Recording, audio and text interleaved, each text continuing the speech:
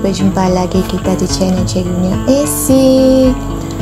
Okey, kita akan tengok sejarah tingkatan 3 di mana tajuknya Kesan Penentangan Masyarakat Tempatan di bab 7.4. Okey, jadi kita akan tengok pengenalan.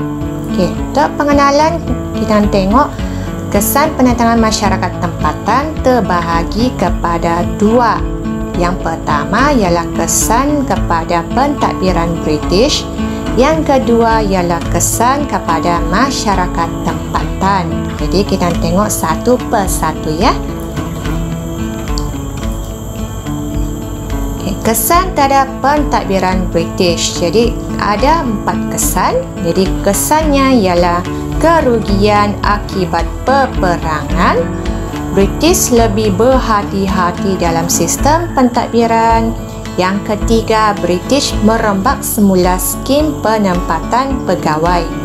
Yang keempat, pemantapan kuasa barat. Jadi kita tengok satu persatu kesan kepada pentadbiran British. Yang pertama, kerugian akibat peperangan. Jadi kalau kita tengok penentangan tokoh-tokoh tempatan telah menyebabkan beberapa perang tercetus. Jadi antaranya perang Nanning, perang Perak dan perang Pahang, di mana ketiga-tiga perang ini membawa kepada kerugian kepada pihak British. Jadi untuk perang Nanning, kerugian yang dialami oleh pihak British adalah 100,000 pound sterling. Untuk perang Perak pula 400,000 pound sterling, dan untuk perang Pahang 7,000 pound sterling. Jadi penentangan ini menyebabkan pihak British mengalami kerugian yang sangat-sangat banyaklah. Okey, jadi kita tengok kesan yang kedua. British lebih berhati-hati dalam sistem pentadbiran. Maksudnya di sini disebabkan oleh penentangan tokoh-tokoh ini menyebabkan British tidak lagi berani untuk membuat sebarang campur tangan tanpa melihat kepada kesan yang adalah. Okey, jadi dia lebih berhati-hati. Okey, dari segi pelantikan residen. Ya, jadi kalau sebelum ini British dia melantik residen berdasarkan siapa yang layak tanpa melihat kepada contohnya kelebihan ataupun kelemahan yang ada pada residen itu. Okey, jadi bila berlaku penentangan tokoh-tokoh tempatan, British lebih berhati-hati dalam melantik residen. Okey, residen yang lebih berpengalaman, residen yang lebih bijaksana, fasih berbahasa Melayu, pandai mengambil hati dan juga dapat menguasai adat resam tempatan. Jadi ini dapat mengelakkan daripada wujudnya perasaan tidak puas hati ataupun mungkin boleh wujudnya perasaan perbezaan bahasa itu.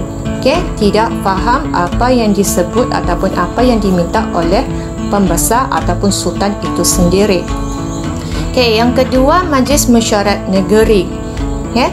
Jadi kalau sebelum ini Residen Jeneral dia lebih berkuasa dalam Majlis Mesyuarat Negeri.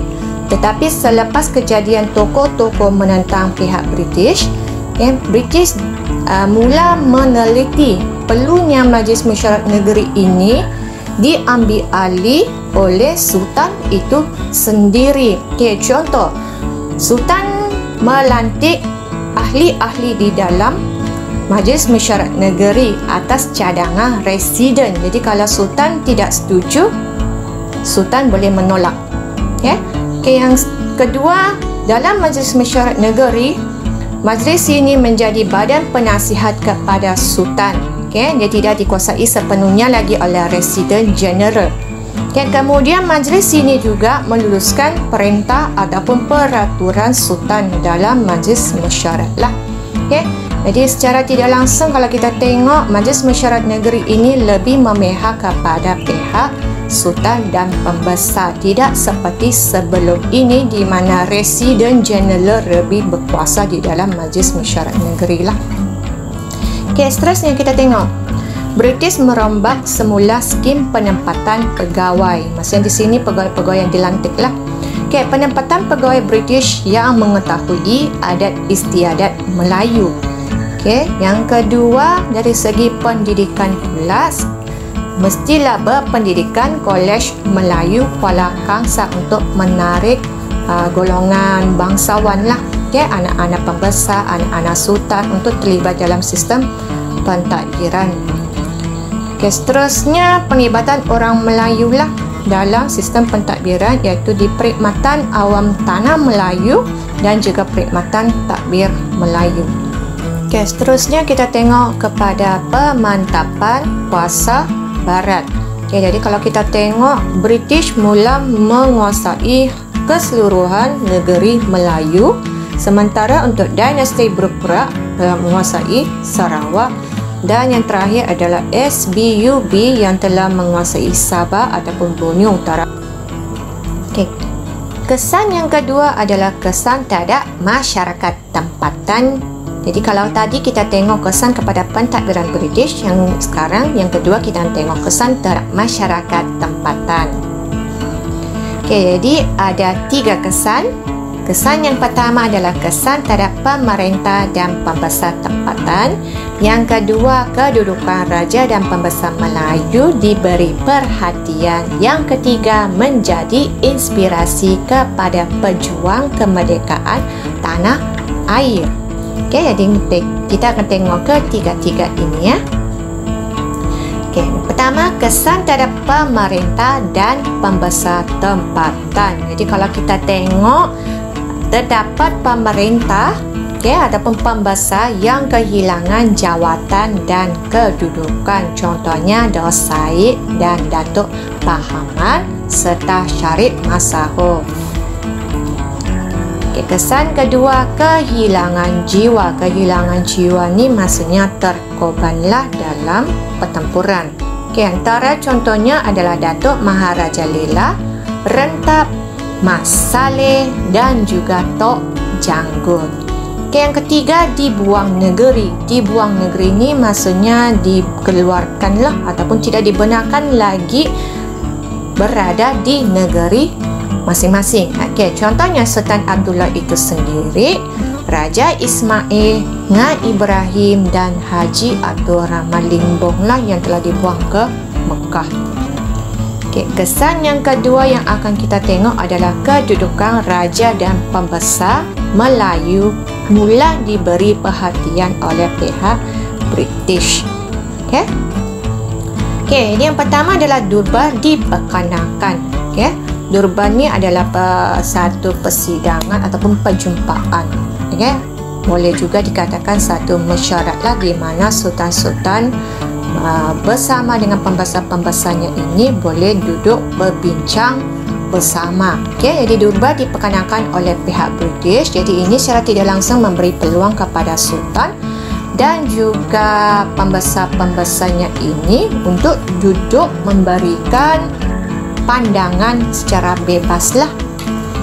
Okay, yang kedua, Majlis Mesyuarat Negeri. Okay, dalam Majlis Mesyuarat Negeri, kalau sebelum ini bahasa Inggeris diutamakan, okay, tetapi selepas pada peristiwa penentangan oleh tokoh-tokoh, pihak British mula membenarkan dan menjadikan bahasa Melayu itu sebagai bahasa rasmi dalam Majlis Mesyuarat Negeri.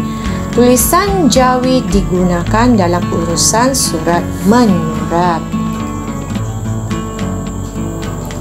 Okay, seterusnya inspirasi kepada pejuang kemerdekaan tanah air. Jadi penentang-penentang ataupun tokoh-tokoh yang menentang pihak British ini menjadi inspirasi kepada pejuang kemerdekaan tanah air. Okay, jadi secara tidak langsung ini memberi semangatlah kepada para pejuang kemerdekaan untuk mendapatkan kemerdekaan, terutamanya kepada tanah Melayu dan kemudian untuk Sabah dan Sarawak. Okay, jadi cikgu rasa setakat sini saja.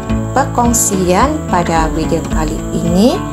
Okey, sekiranya video ini memberikan manfaat pada anda, cikgu harap boleh like, share, komen dan jangan lupa subscribe. Terima kasih. Bye.